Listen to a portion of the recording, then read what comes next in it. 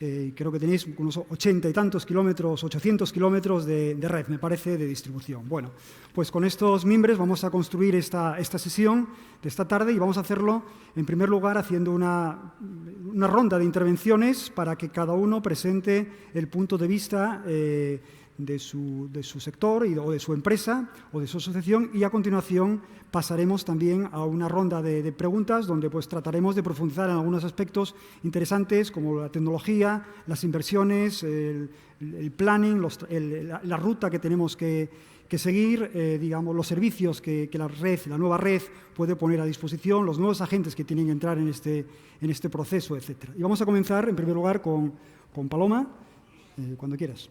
Muchas gracias, Pedro, por esta introducción y también gracias a vosotros. Hemos comentado que no es la hora mejor de un congreso, pero también decías, bueno, la distribución, y no sé por qué estamos los cuatro muy metidos en la distribución o no, pero nos encontramos en una época donde es tremendamente atractiva, ¿no? Porque toda la transformación y como versa el título de la jornada, toda esta transformación energética con recursos distribuidos, realmente la red de distribución es el facilitador para poder realizar todo este gran cambio que tenemos delante, este gran cambio que coge un compromiso hacia la descarbonización y hacia realizar una transición eficiente. De ahí que para nosotros, lo comentábamos entre risas, pero realmente el mundo de la distribución en este momento pues es apasionante y yo creo que con el título de la jornada y de la mesa redonda que os habéis puesto, los retos que tenemos ante la digitalización, pues así lo vamos a ir viendo en esta hora, ¿vale? Como he dicho, nosotros creemos que la red es realmente el facilitador neutral, es el sistema circulatorio de todo el sector eléctrico y es el que va a permitir avanzar en este proceso de electrificación de la economía, ¿no? Y las redes, lo que vamos a ir viendo es que van a garantizar pues que esa transformación sea eficiente y que realmente conecte la generación con el consumo, ¿vale? Tenemos un reto muy grande, pero también observamos que el PNIEC pues ya ha puesto un primer hito y lo ha clarificado con unos objetivos muy concretos y marcados. Ya sabemos que al 2030 tenemos que pasar de un consumo final eléctrico de un 23% que había en el 2015 a un 27% y tenemos que integrar 59 gigavatios de energía renovable y 6 gigavatios de almacenamiento. Esto supone pasar de la producción de renovable eléctrica de un 38% a un 74% en el 2030. Luego veremos también todo lo que implica esto cuando hablemos de la integración de renovables. Pero una vez que está este hito fijado, ahí ya vemos unas inversiones necesarias que el PNIEC también ha cuantificado. Estamos hablando de 241.000 millones de euros en el periodo hasta el 2030, donde vemos que 90.000 es para renovable, o sea, lo que es la generación renovable, pero también incluye un 24%, alrededor de unos 58.000 millones, en electrificación y redes. Luego, no es despreciable, y de eso vamos a ir hablando, cómo se va haciendo toda esta inversión, ¿vale? Lo que hablamos es de la importancia de estas redes. Yo lo voy a dividir en tres tipos de lo que hay que hacer. Comentamos que hay que integrar la generación renovable, que tiene una característica que es obvia para todos, pero hay que ponerla encima de la mesa. No es gestionable y además depende de la tecnología. Entonces, esto va a suponer un gran reto para la red. Luego también tenemos que integrar recursos distribuidos que mayoritariamente se conectan a la red de distribución. Aquí todos habéis oído la cifra de 5 millones de vehículos eléctricos. Todo eso tiene que estar conectado a la red, ¿vale? Y luego, no por último, menos importante, toda la participación más activa de la demanda. Aquí esto nos va a exigir ya flujos bidireccionales de información que anteriormente no se contemplaban. Y tampoco estamos hablando de poco, porque las cifras que oímos son 1 millón de instalaciones de autoconsumo, ¿vale? Esto supone un reto importante en la planificación de red, pero también en la gestión, o sea, cómo vamos los distribuidores a gestionar esas redes. Por tanto, es una transición también a lo que ya habéis oído todos, lo que son las redes inteligentes, ¿vale? Entonces, dentro de todos los retos, yo me voy a centrar un poco más en lo que es la integración de renovables y quizás otros compañeros de mesa se centran más en otros temas, ¿no? Lo que va a incorporar esta integración masiva de renovables es que es generación intermitente, ¿vale? Y descentralizada. ¿Vale? Entonces, esto sí que supone un gran cambio en toda la operación para garantizar el suministro. Tenemos que dotar a la red de mucho mayor control y de una gestión que estabilice la red, ¿vale? Entonces, las primeras actuaciones que vamos a tener son de predicción y de monitorización. Por otro lado, tenemos que gestionar el acceso y la conexión de todas estas instalaciones de manera óptima, pues, para evitar congestiones. La regulación de acceso y conexión, como sabéis, está todavía pendiente, pero debe recoger medidas que favorezcan toda esa integración y que simplifiquen todos los trámites y que eviten la especulación, ¿vale? Como, por ejemplo, ya se ha hablado del establecimiento de hitos de los controles de proyectos, ¿vale? Pero también, o sea, esos permisos creemos que deben estar en función de la capacidad de la red, no de la potencia instalada, de tal forma que se puedan combinar distintas tecnologías mientras no se supere la capacidad del permiso concedido, ¿vale? De esta manera, nosotros creemos que se reduce el coste y también se aprovechan mucho más las redes existentes. O sea, vais a ver que en la intervención siempre vamos a ver que ha cambiado también la forma de invertir y la forma de optimizar la red. Ya no estamos hablando tanto de construcción de red, sino de una gestión y una optimización de la existente, ¿vale? Entonces, todo esto nos va a obligar a los distribuidores, y estamos en ello, a modernizar y actualizar la red, tanto de alta como de baja tensión, ¿vale? Tenemos que invertir en equipos de digitalización y en sistemas de información, ¿vale? Y todo ello nosotros hemos calculado, y así recogemos, que hay unas inversiones previstas de todo el sector en el marco PNIEC, que llama hasta el 2030, de 20.000 millones de euros solo en digitalizar y automatizar, ¿vale? Estas inversiones que os comento no es solo de integración de renovables, también es cuando estamos hablando para integrar la movilidad, el autoconsumo y sobre todo el cambio que os he comentado antes de la bidireccionalidad de la información y toda la automatización de la baja tensión, ¿vale? Todo ello, pues, va a requerir determinados cambios normativos, ¿vale? Y modificaciones regulatorias que garanticen todas estas transformaciones, ¿no? Es un ajuste normativo que hagan posible las inversiones, pero también, como he mencionado antes, el cambio en modelo de gestión de las redes, ¿vale?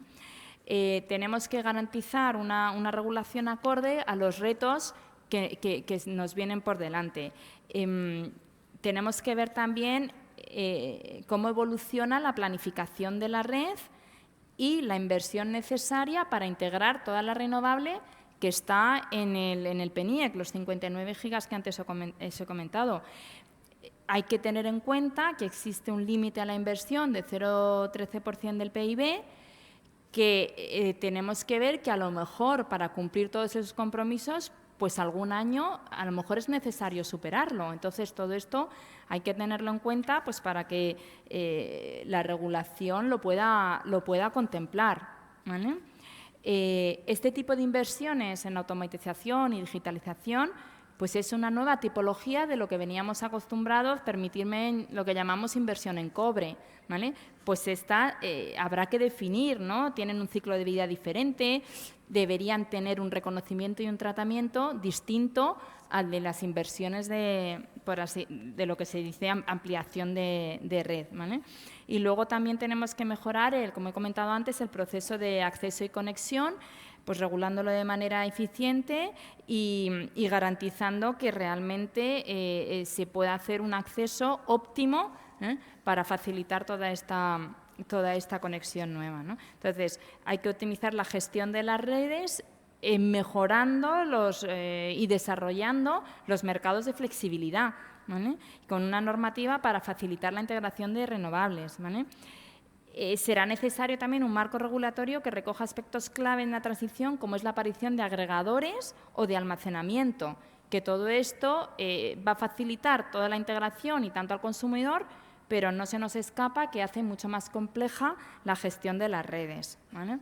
Por tanto, a nivel regulatorio nos encontramos ante un reto que es de simplificación, de eliminar barreras, pero también de diseñar incentivos de precio que introduzcan a los consumidores a tomar decisiones de consumo, producción y almacenamiento más eficiente. Tampoco debemos olvidar que tenemos que transponer la Directiva del Mercado Interior Eléctrico, ¿no? En el artículo 32 determina que los Estados miembros tendrán que proporcionar un marco normativo necesario para que los gestores de las redes puedan adquirir servicios de flexibilidad para la gestión de congestiones en sus zonas, pues con el fin de mejorar la eficacia y la explotación y el desarrollo de la red de distribución. ¿Vale?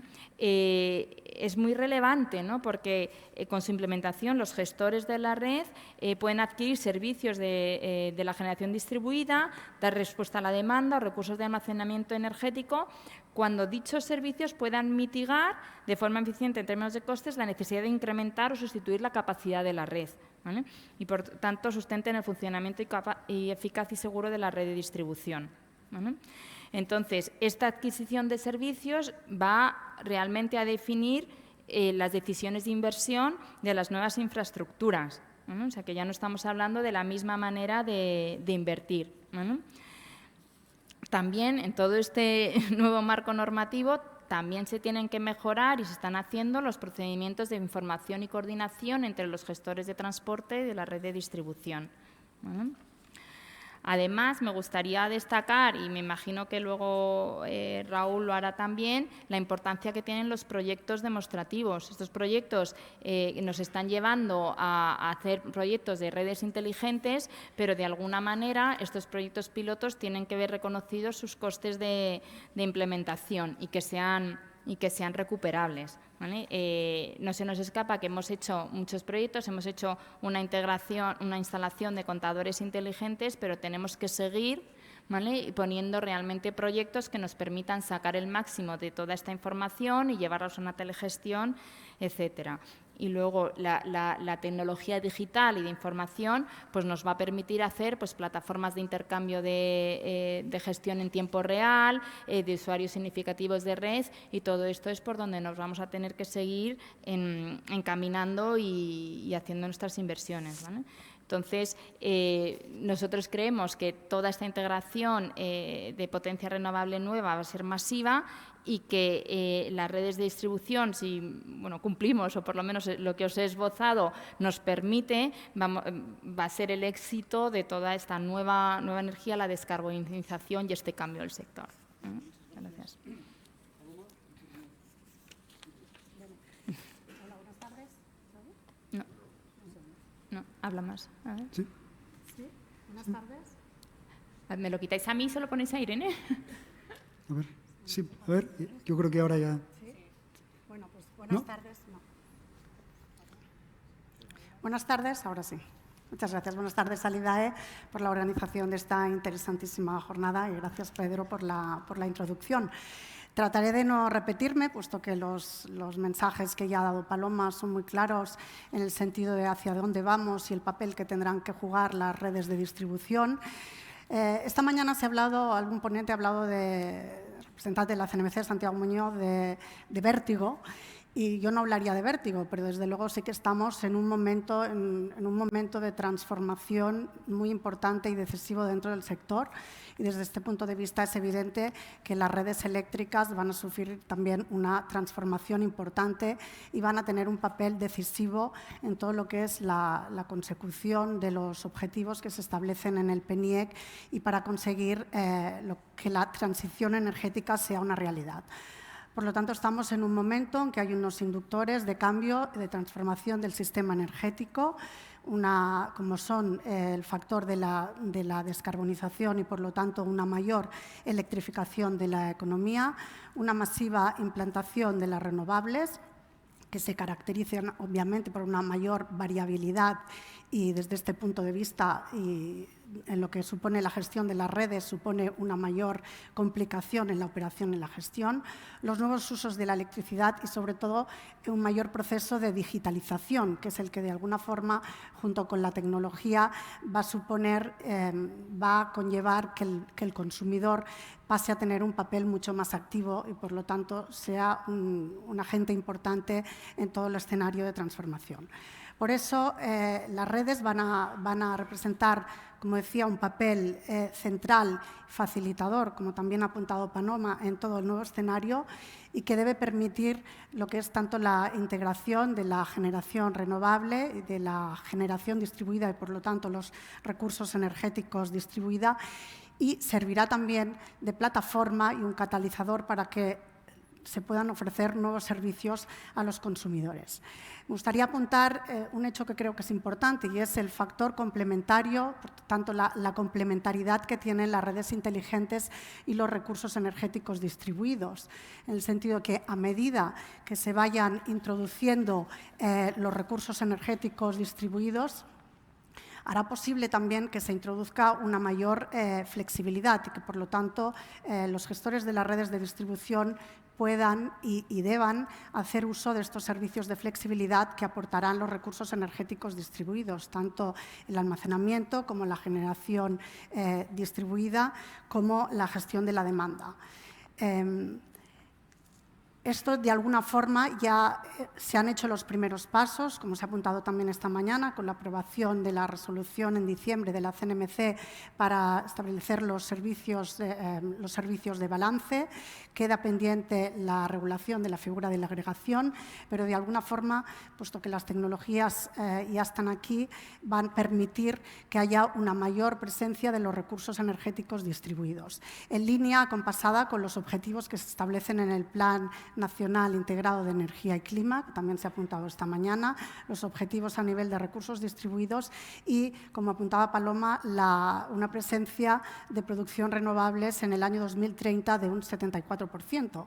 Con lo cual, ahí podemos decir que en ese periodo, a lo largo de todos estos años, en el que deberá haber un ejercicio importante de automatización de las redes, en el año 2030, cuando sí, efectivamente, se produce la introducción y es una realidad los recursos energéticos distribuidos, habrá un cambio importante y decisivo en lo que es en la operación y gestión de las redes de distribución, que se enfrentarán no solo a lo que son las funciones tradicionales de asegurar un nivel de fiabilidad de las redes, con la consiguiente calidad y seguridad del suministro energético y, por lo tanto, también de lo que es la planificación y la construcción de las redes, sino que el gestor de la red de distribución deberá hacer frente también a lo que es la interacción con los usuarios, de tal forma que lo que es la gestión de la demanda y que las redes puedan conseguir permitir que se transforme en un sistema flexible.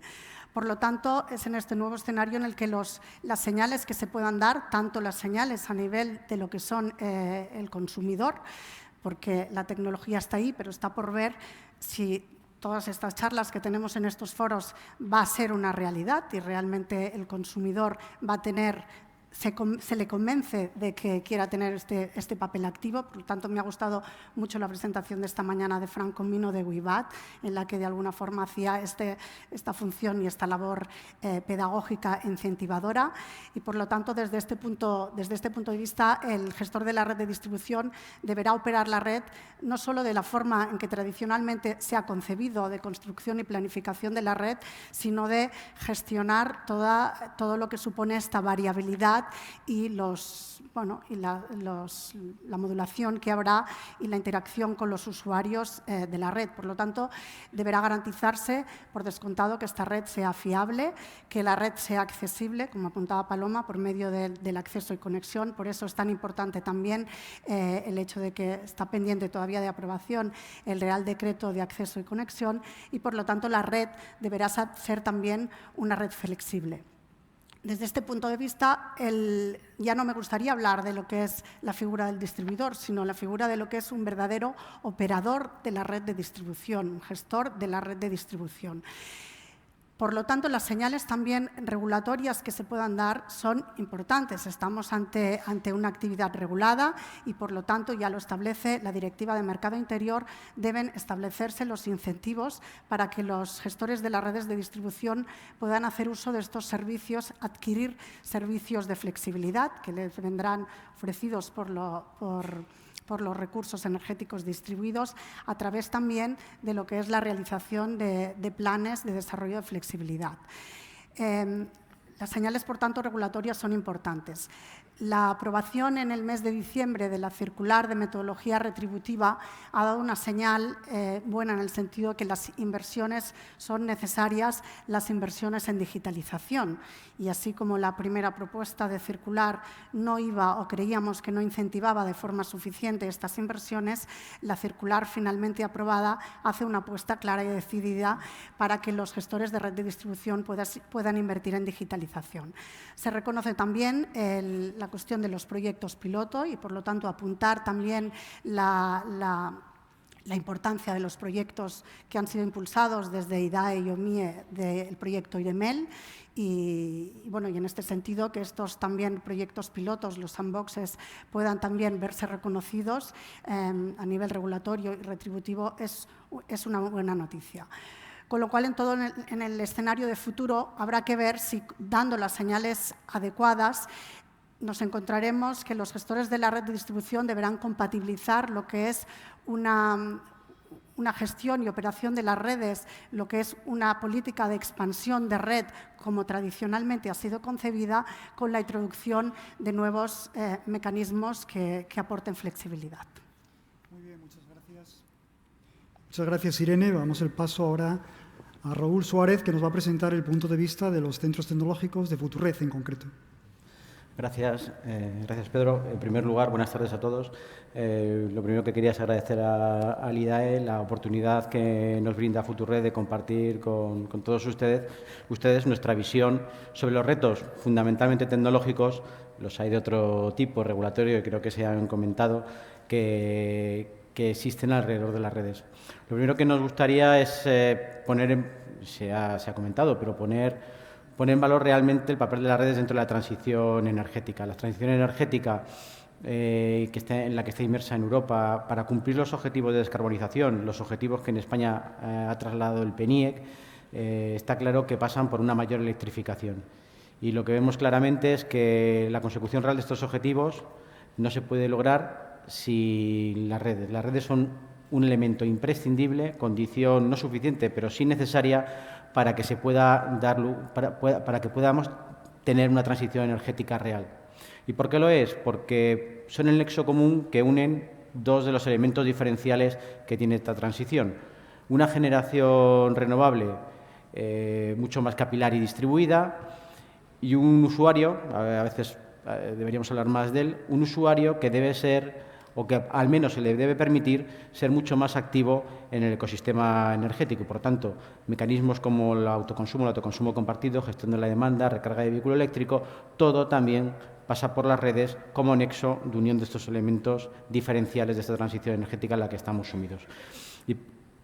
Y por tanto, como decía, el único elemento que puede dar esta respuesta a esta flexibilidad, a este dinamismo que vamos a ver en las redes, una respuesta que pasa por ser una respuesta capilar y mucha flexibilidad en las redes. El único elemento que lo puede hacer son las redes, específicamente las redes de distribución, porque mayoritariamente esos cambios los vamos a ver en las redes de media y baja tensión. ¿Cuál es el factor clave para poder acometer este reto y que las redes realmente puedan permitir una transición energética real? La tecnificación, la tecnología. Está claro que el reto de las redes es un reto tecnológico. Y en este sentido me gustaría poner primero en contexto, y es un reto tecnológico de todas las redes. Como decía, será especialmente significativo en las redes de media y baja tensión, porque esta capilaridad y el grueso de los usuarios es donde se conectan, donde se vertebran el ecosistema. Y hay un punto de partida que no es menor y del que nos tenemos que felicitar todos, y es que en España ya tenemos realizado prácticamente el 100% del despliegue de Smart Meters. Puede parecer o no le damos el valor que tiene, pero países como Francia o Inglaterra hasta al menos dentro de 2 años no lo tendrán. Y sin este elemento, muchas de las cosas que hemos comentado no se van a poder realizar. Por lo tanto, tenemos en ese sentido un buen punto de partida. Y me gustaría, en el plano tecnológico, distinguir 3 áreas concretas o elementos concretos donde se va a percibir o debería percibirse una evolución. La primera sería la gestión del ciclo de vida del activo, la gestión del ciclo de vida de las redes. Tienen que ser redes mucho más eficientes y, por lo tanto, lo que se va a ver es un incremento en la monitorización, un incremento en elementos digitales asociados al mantenimiento y explotación de las redes, gemelos digitales, como decía, más sensorización, drones para las operaciones, etcétera. Otro apartado, que es la operación de la red, probablemente este es el más relevante de cara a la integración de renovables y los usuarios, es cómo se va a conseguir que estas redes sean realmente flexibles y se consigue, veremos a lo largo de los próximos años, ya lo estamos viendo hoy, mucha más sensorización en la red, muchos más sistemas de gestión, un gran desarrollo de las comunicaciones asociado a todos los elementos que van a permitir mayor maniobrabilidad en remoto de las redes, a fin de conseguir en tiempo real una operación de la red hasta el último elemento, hasta la parte más capilar. Y además una operación que tiene que ser inteligente, distribuida y autónoma. Inteligente, obvio, en un sistema que queremos que sea dinámico. Distribuido porque esto pasa, como decía, va a ser muy capilar. Y autónomo porque vamos a tener que tener inteligencia en cada uno de esos nodos para que tomen decisiones en cada momento que permitan a los diferentes agentes que intervienen optimizar sus operaciones. Es muy difícil pensar en grandes volúmenes de información que vayan a un gran ordenador central y tome decisiones que lleguen a tiempo de que un sistema eléctrico, aunque sea en una isla, no haya colapsado, hayan funcionado las protecciones o haya limitado el acceso de alguno de los agentes que querían participar porque no se ha podido reordenar para permitirlo. Ese era el segundo punto, que es la operación. Y el tercer punto sería, algo se ha comentado, trasladar una plataforma que hoy es física, evolucionarla a que de cara a los agentes sea una plataforma digital. Estas conexiones físicas que se producen en la red, tenemos que evolucionar la plataforma para que sean plataformas, a efectos de los usuarios, plataformas digitales donde los diferentes agentes conozcan información de cómo está la red e interactúen en función de que maximicen las operaciones en el sentido que quieran, como usuarios, como agentes, como agregadores de demanda, etcétera. Todo esto está muy bien, pero se necesita materializarlo. Es la teoría y nos suena muy bien a todos y estamos dispuestos a ponernos las manos a la obra, pero a veces se nos olvida la labor ingente que supone. Estamos hablando de que en España tenemos 900.000 kilómetros de red y 30 millones de puntos de suministro. Y hay que dar ese salto de sensorización, de digitalización, de sistemas, de hibridación de diferentes tecnologías, tenerlo funcionando de una forma óptima, no en 2030, antes de 2030, porque en 2030 tenemos que conseguir los objetivos. Antes de 2030 tenemos que hacer esto. No voy a decir que vamos tarde, pero vamos justos de tiempo, porque tenemos 10 años para hacer todo esto y no es poco tiempo. El despliegue de contadores, simplemente el despliegue de contadores, si somos el país que más avanzado lo tiene, lo empezamos a pensar, yo creo, 2011, ¿no? Y hemos acabado 2018, contadores solo, y somos el país que más avanzado estamos. Por tanto, tenemos que empezar y hay que invertir. Y daba Paloma una cifra de 20.000 millones en digitalización. El PNIEC hablaba de casi 30.000 en lo que tiene que ver con las redes, incluyendo la parte de digitalización. Es un gran volumen de inversión, probablemente el 0,13% del PIB sea una barrera, una limitante, a lo mejor no en el conjunto de los 10 años, pero sí en determinados momentos si queremos acelerar. Porque está claro que las redes, aparte de ser un elemento imprescindible, es un elemento, como elemento imprescindible, tienen que estar antes o un poquito antes que lo demás, para que lo demás pueda pasar. Entonces, y ya lo hilo con la última idea que quería exponer antes de que Ignacio nos comente y que demos paso al debate, hablamos mucho, hay muchas ideas, mucha teoría, creo que vamos con el tiempo justo y entiendo que a veces nos da vértigo pasar a la acción. ¿Y cómo no nos va a dar vértigo? Y es razonable tomar determinadas decisiones que impactan en 30 millones de usuarios. Si no nos diera vértigo, es que no habríamos tomado conciencia de la importancia de la decisión que vamos a tomar. Ahora bien, es muy difícil, para vencer eso, lo que tenemos que es no pasar del laboratorio, del papel, a la escala real, sino buscar esos campos de prueba regulatorios, esos smart boxes que comiencen a funcionar, donde podamos probar realmente los diferentes elementos que intervienen e interactúan y que realmente veamos qué es el óptimo y de qué forma podemos avanzar más y mejor. Pero hay que probar, hay que tener modelos a una escala real lo suficientemente grande que nos permita encontrar el camino acertado. Muchas gracias. Muy bien, muchas gracias, Raúl. Y pasamos ahora a Ignacio Cuerva, que nos va a presentar cómo están abordando este proceso de modernización, digitalización en su empresa desde hace más de 5 años. Sí, bueno, lo primero, agradecer, por supuesto, a Aida su amable invitación. Quizás no sea la mejor hora para contar estas cosas, pero vamos a tratar de hacerlo lo más o menos posible. Yo, para contar el proyecto, sí he traído una presentación para apoyarla, porque realmente, si no, va a ser un poco soso el asunto. No sé si la tengo disponible por aquí o...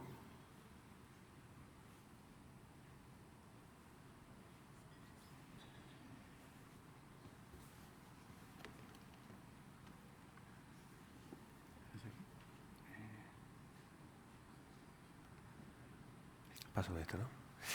Como decía, muchísimas gracias a IDAE por la invitación. De verdad que es un honor para nosotros y una satisfacción poder comentar este proyecto como ejemplo de una de las iniciativas que tenemos en marcha para que una empresa pequeña, al fondo, al fin y al cabo, dentro de lo que es el sector, pues pueda ser parte o pueda participar activamente y tomar iniciativas para no perderse esta enorme transformación que, evidentemente, como conclusión general de todo lo que estamos hablando, está ahí y es inevitable, ¿no? El proyecto es un proyecto que hemos denominado Living Lab. El Living Lab es la construcción de un ecosistema abierto de validación, de experimentación, de iniciativas y de modelos de negocio relacionados y apalancados sobre la electricidad.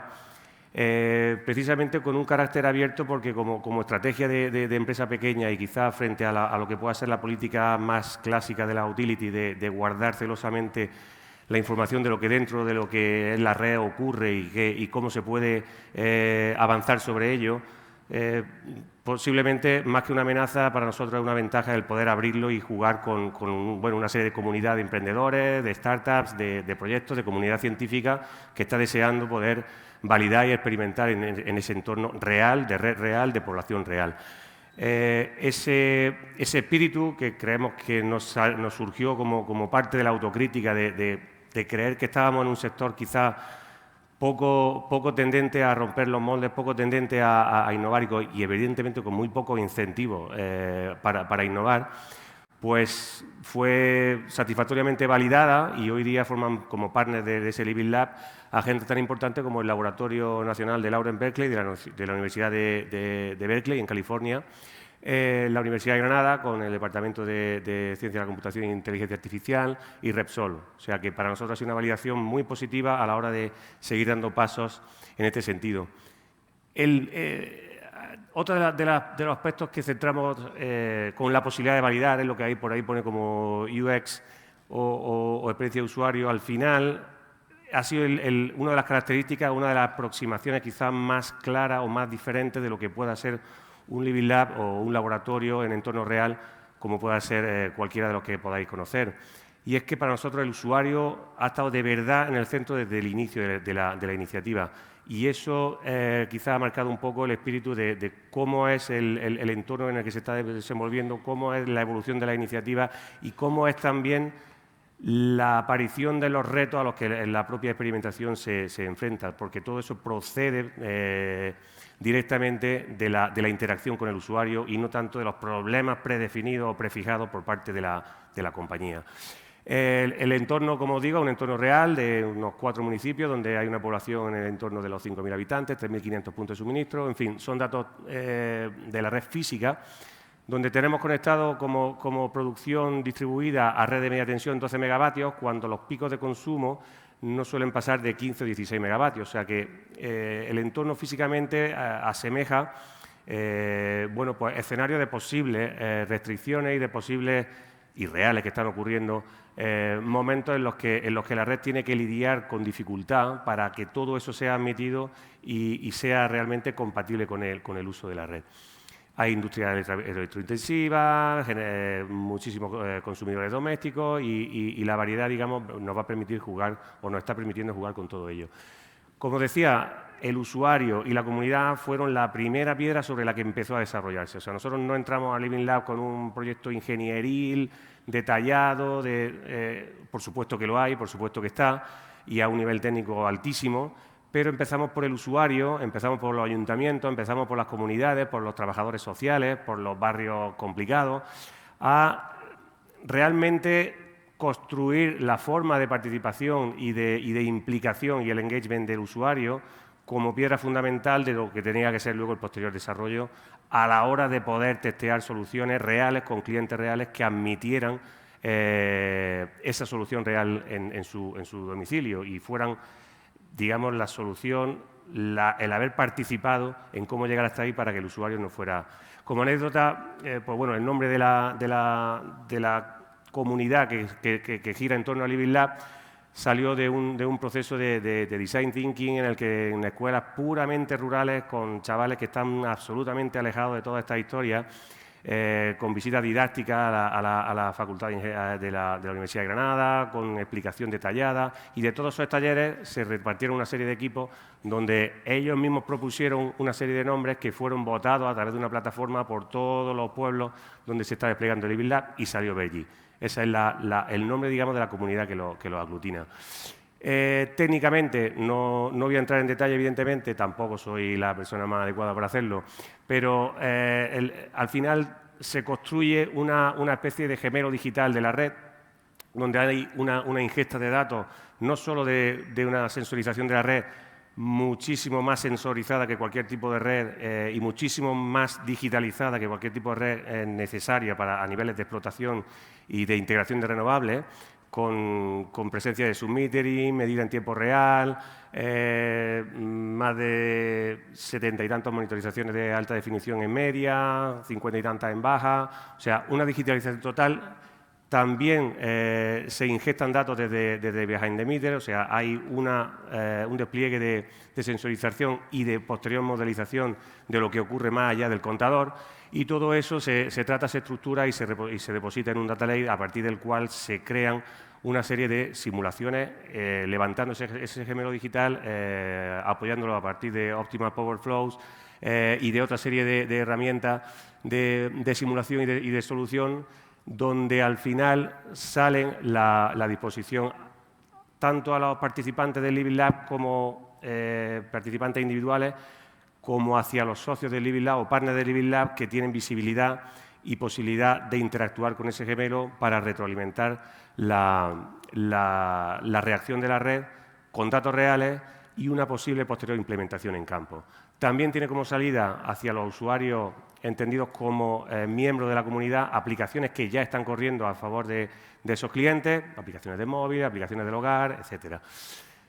En definitiva, es un entorno en el que ojalá algún día pudiéramos contar con el papel de los sandbox para poder jugar a todo esto con muchísima más facilidad. Todo lo que ahí ocurre, evidentemente, va a incluir todo ese elemento de flexibilidad, todo ese rol activo de los usuarios, etcétera. De hecho, el proyecto está armado como uno de los prototipos que se han presentado a IREMEL y esperemos y confiemos que podamos tener la oportunidad de acometerlo. Está abierto, por supuesto, a la participación y es un elemento vivo de nuevos agentes y, como decía, la interacción con el usuario viene siendo fundamental a la hora no solo de crear esas soluciones, sino a la hora de validar la implementación. Pues, con esa aproximación hemos encontrado retos evidentemente eléctricos o casi que intuitivos, como puedan ser soluciones de autoconsumo, almacenamiento, vehículos eléctricos, etcétera, etcétera, que han entrado por sí solos porque son evidentes, pero el hecho de interactuar con el usuario también nos ha llevado a experimentar y a desarrollar, y ahora mismo estamos en ello, soluciones que quizás no eran en un principio tan eléctricas como aplicaciones de cuidado de ancianos, de personas con movilidad reducida en el hogar a partir de la electricidad. Por tanto, para nosotros es un orgullo estar moviendo el proyecto, estamos muy ilusionados y sin duda vamos a ir impulsando con todo el cariño del mundo. Así que cualquier cosa que esté interesado, pues estamos a vuestra disposición sin ninguna duda. Muchísimas gracias. Muy bien, muchas gracias. Muchas gracias, Ignacio. No tenemos mucho tiempo, por lo tanto, yo creo que vamos a poder hacer una pregunta o dos, nada más. Y a mí me gustaría, dado que aunque vosotros sois distribuidores, todos los que estamos aquí somos consumidores y vamos a ser los usuarios de esta red. Entonces, a mí me gustaría conocer cuáles son las ventajas que para un consumidor, para un cliente, va a tener esta red de distribución. Hemos hablado antes, Ignacio ha hablado antes de los servicios. Me gustaría un poco que profundizáramos en esto, los servicios que va a obtener, qué le va a costar, cómo se va a beneficiar de todo este proceso y, claro, evidentemente también cómo hay que pagar esto, ¿no? Si esto va a cargo del ciudadano, del consumidor, del cliente y, bueno, pues me gustaría que profundizáramos un poquito sobre esto. Así que, si os parece, tenemos una intervención empezando por Paloma y continuando por Irene hasta Ignacio.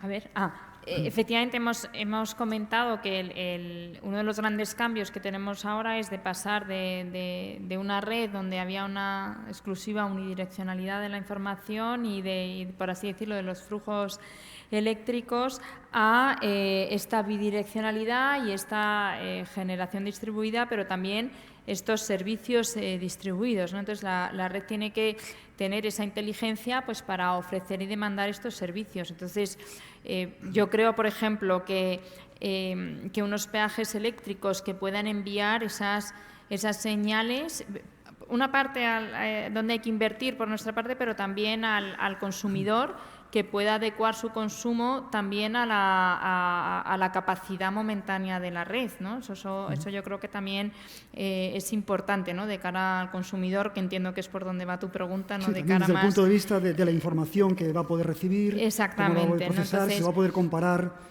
sus consumos con los de otros clientes.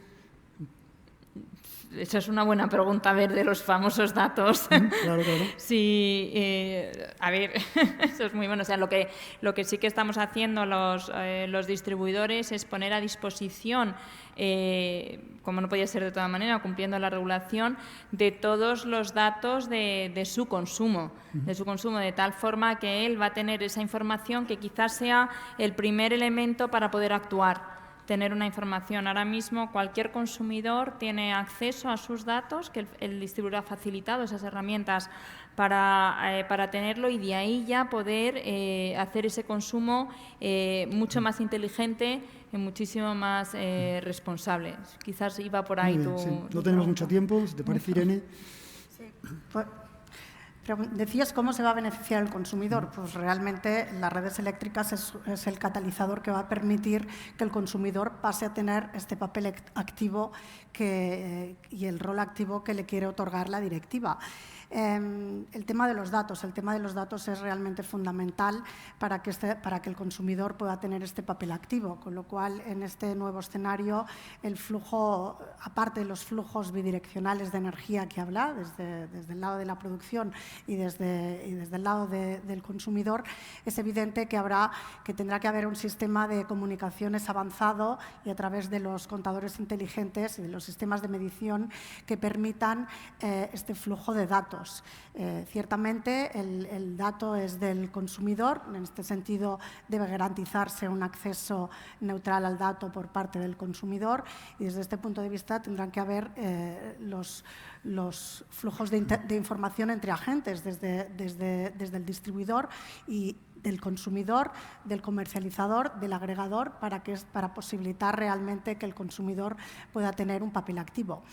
Esta es una de las funciones que se le añaden al gestor de la red de distribución, todo en la gestión del gran flujo, la ingente cantidad de datos que habrá en todo el nuevo escenario. De hecho, ya el anteproyecto de ley de cambio climático ya contempla de alguna forma que desde el punto de vista regulatorio hayan las señales para que el distribuidor tiene que asumir toda esta nueva función de la gestión de datos, con lo cual sin duda es fundamental. Muy bien. Raúl, a mí me gustaría que contestara esta pregunta, pero también la voy a ampliar. Me gustaría también que hablaras o que nos contaras un poco qué oportunidades tiene la industria española en este proceso de transformación tecnológica de la red. Sí. Bueno, pues empiezo un poco por la anterior y lo enlazo con la que me lanzas ahora, porque es evidente que toda esta nueva red va a requerir por parte de los distribuidores equipos, tecnologías de mayores costes unitarios, va a requerir afrontar nuevos riesgos como una obsolescencia prematura y mayor de estos equipos frente a los convencionales. Nadie espera que el móvil que tenemos nos dure 10 años y el que teníamos hace a lo mejor 10 años sí que pensábamos que no lo iba a durar y probablemente funcione. Tenemos que afrontar nuevos riesgos como es la ciberseguridad, eso tiene costes que hay que saber gestionarlo y tiene costes, y nuevos servicios. Fundamental es el gran volumen de información que va a ser necesario para que todo este ecosistema funcione. Por lo tanto, eso genera, por un lado, sí, algunos costes. Yo no me preocuparía en exceso de esto porque, por un lado, se deben diluir entre una mayor electrificación y, por tanto, un mayor consumo. Y, por otra parte, yo creo que lo importante es que crear un sistema que le permita a los agentes generar la eficiencia por otras vías. Yo creo que nadie nos cuestionamos tener un móvil, un smartphone, aunque sea más caro que el que teníamos antes, porque lo que me abre, las posibilidades que me da, me compensan con creces. Y aquí aparece una gran oportunidad para la industria española. Primero, porque tenemos una industria que ha demostrado en la parte tecnológica y eléctrica estar en la vanguardia y tenemos muchos centros productivos en España. Pero además, lo que es la red, el campo de juego, tenemos la red más avanzada de Europa en términos de calidad, coste y plazo. El ejemplo, comentaba antes, el de los smart meters. Por lo tanto, tenemos una industria preparada, activa y que quiere progresar. Un campo claro, tecnológico, donde actuar y una red para hacerlo que permita hacerlo y que está a la vanguardia. Tenemos una gran oportunidad como industria en España para aflorar aquí un nuevo tejido industrial al amparo de la transición energética, sin duda. Por último, Ignacio, cierras el turno de intervenciones. Bueno, nuestra visión, la verdad que parte de una inquietud, yo creo que común a todos los que estamos aquí, un proceso de transformación tremendo el que estamos viviendo y es difícil aventurarse aquí a predecir nada de lo que va a ocurrir. Pero quizás si nos pasamos un poco también en lo que ha ocurrido en otros sectores y viendo un poco cómo evoluciona todo a partir de la confluencia de tanta tecnología que se retroalimenta y que provoca toda esta exponencialidad,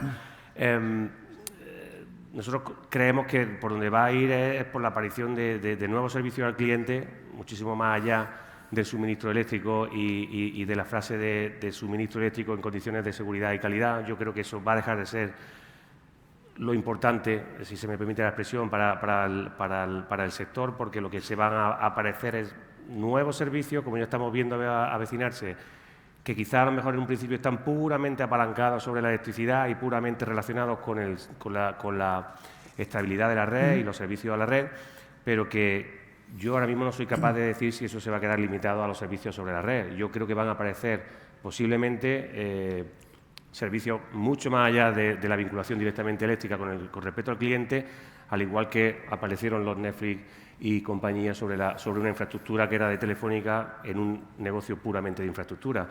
Esa es nuestra visión y tendremos que estar muy atentos porque, bueno, también hemos visto lo que ha pasado con los negocios de infraestructura y cómo los grandes gigantes de la tecnología han sabido, digamos, sacar el provecho de lo que ha sido la base de la tecnología y de la infraestructura para aportar valor al cliente, mientras que el negocio de la infraestructura ha quedado en un valor residual y con, bueno, escenarios de Telefónica y de las grandes operadoras de cable, pues una situación complicada, ¿no? Entonces, tendremos que estar atentos. Esa ha sido nuestra visión desde hace ya más de 5 o 6 años que andamos en estos temas y por tanto, yo creo que tendremos que estar muy atentos y participar de la mejor manera posible en un reto que yo creo que no es solo tecnológico. Es brutal, el reto tecnológico es tremendo, pero yo creo que las compañías distribuidoras nos enfrentamos también a un reto en cuanto a mirar a la cara al usuario de una manera completamente diferente a lo que hemos hecho hasta hoy, ¿no? O sea, hay muchas compañías donde la palabra cliente no ha aparecido hasta hace 4 días, como el que dice, y para mí eso es otro de los retos, que saber digerir ese cambio y afrontarlo para no salir como perdedor va a ser importantísimo.